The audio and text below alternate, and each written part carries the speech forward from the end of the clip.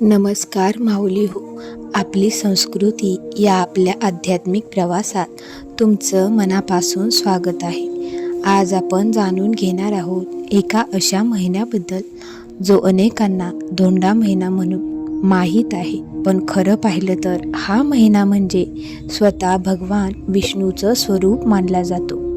हो माऊली हो, हा महिना इतका पवित्र आहे की या महिन्यात केलेलं थोडंसं पुण्यही अनेक पटींनी वाढून परत मिळतं असं शास्त्र सांगतं. पण प्रश्न असा आहे की हा अधिक मास नेमका येतो तरी कसा? याला पुरुषोत्तम मास का म्हणतात? या महिन्यात उपवास, दान, जप यांना इतकं महत्त्व का आहे? आणि या महिन्यात कोणती कामं करावी आणि कोणती टाळावी? आजच्या या भागात आपण हे सर्व जाणून घेणार आहोत.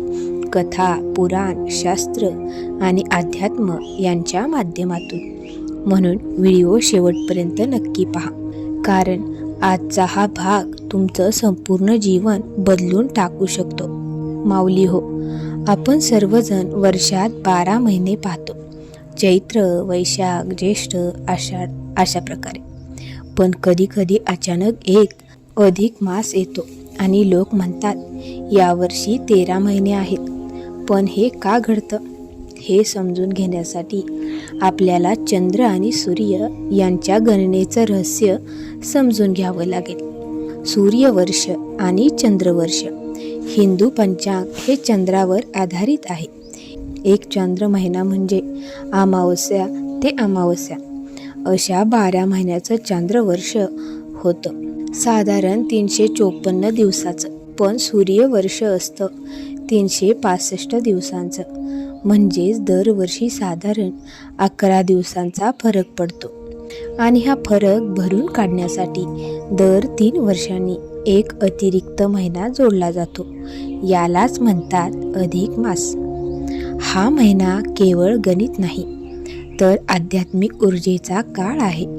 कारण या महिन्यात वेळ जणू थांबते, मन शांत होतं आणि आत्मा देवाजवळ जातो. म्हणून ऋषी मुनी या महिन्यात जास्त साधना करत असत. माऊली हो, अधिक मासाबद्दल एक अतिशय सुंदर कथा पुराणात सांगितली आहे. पूर्वी या महिन्याला कोणीही मान देत नव्हतं, कारण त्याचं नाव नव्हतं, त्याचा स्वामी नव्हता. लोक त्याला अशुभ समजत होते. लग्न नाही, मंगल कार्य नाही, कोणीही त्याला स्वीकारत नव्हतं. आणि त्यामुळे हा महिना दुःखी झाला. तो थेट भगवान विष्णूकडे गेला. तो रडत म्हणाला, प्रभू, सगळे महिने सन्मानाने जगतात, पण मला कोणीही स्वीकारत नाही. लोक मला वाईट समजतात. भगवान विष्णूंना त्या महिन्याची दया आली. ते म्हणाले, आजपासून तू माझा आहेस. मी तुला माझं नाव देतो. आणि त्या दिवसापासून अधिक मासाचं नाव पडलं पुरुषोत्तम मास. कारण पुरुषोत्तम हे भगवान श्रीकृष्णाचं नाव आहे. माऊली हो, ज्याला जग नाकारतं त्याला देव स्वीकारतो. हा महिना आपल्याला शिकवतो की जीवनात कोणीही छोटं नसतं. देवाच्या दृष्टीने प्रत्येकाला किंमत आहे. माऊली हो, या महिन्यात केलेलं प्रत्येक चांगलं कर्म अनेक पटींनी वाढतं असं मानलं जातं. कारण हा महिना स्वतः भगवान विष्णूंना अर्पण केलेला आहे. या महिन्यात काय काय करावं पाहूयात आपण. पहिलं म्हणजे नामस्मरण करावं. ओम नमो भगवते वासुदेवाय किंवा श्रीराम जय राम जय जय राम या मंत्राचा जप अत्यंत फलदायी मानला जातो. दुसरं म्हणजे भगवद्गीता वाचन. या महिन्यात गीता वाचल्याने मनातील नकारात्मकता कमी होते. तिसरं म्हणजे दान, अन्नदान, वस्त्रदान, गोरगरिबांना मदत. या महिन्यात केलेलं दान अनेक जन्माचं पुण्य देतं असं शास्त्र सांगतं. चौथं म्हणजे उपवास करणे.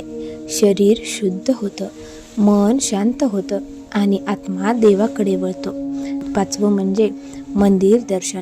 विशेषतः श्री विष्णू, विठ्ठल, कृष्ण मंदिरात जाणं शुभ मानलं जातं. माऊली हो, या महिन्यात काही गोष्ट टाळण्यास सांगितले आहेत. भांडण करणे, खोटं बोलणं, दुसऱ्यांचा अपमान करणं, व्यसन करणं, वाईट विचार करणं, कारण हा महिना आत्मशुद्धीचा आहे. लग्न आणि मंगल कार्य का टाळतात बरं? अनेक जण विचारतात, जर हा महिना इतका पवित्र असेल तर लग्न का करत नाहीत? यामागे कारण असं सांगितलं जातं की हा महिना पूर्णपणे साधना आणि भक्तीसाठी राखून ठेवलेला आहे. म्हणून सांसारिक कार्यापेक्षा अध्यात्माला महत्त्व दिलं जातं. माऊली हो, अनेक भक्त सांगतात की या महिन्यात त्यांनी केलेल्या प्रार्थना पूर्ण झाल्या. काहींना नोकरी मिळाली, काहींचे आजार बरे झाले, काहींच्या घरात शांतता आली. कारण जेव्हा मनपूर्वक श्रद्धेने देवाला हाक मार तेव्हा देव नक्की ऐकतो. आता आपण एक छोटीशी प्रेरणादायी कथा पाहूया. एका गरीब वृद्ध स्त्रीकडे काहीच नव्हतं, पण अधिक मासात ती रोज एक दिवा लावत असे.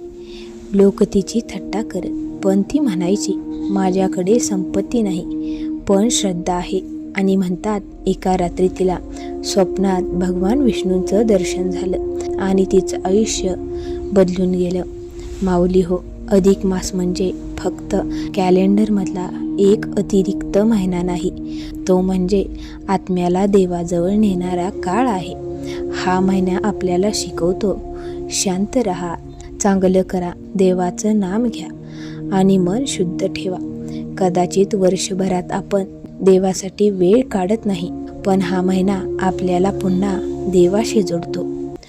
जर तुम्हाला आजचा हा भाग आवडला असेल तर व्हिडिओला लाईक करा, तुमच्या कुटुंबियांना नक्की शेअर करा, कारण ही माहिती प्रत्येक हिंदूंपर्यंत पोहोचली पाहिजे. आणि आपली संस्कृती या सिरीजमधील भाग पाहण्यासाठी आपल्या चॅनेलला सबस्क्राईब नक्की करा. पुन्हा भेटू एका नवीन आध्यात्मिक विषयासोबत. तोपर्यंत जय श्रीकृष्ण, जय पुरुषोत्तम भगवान.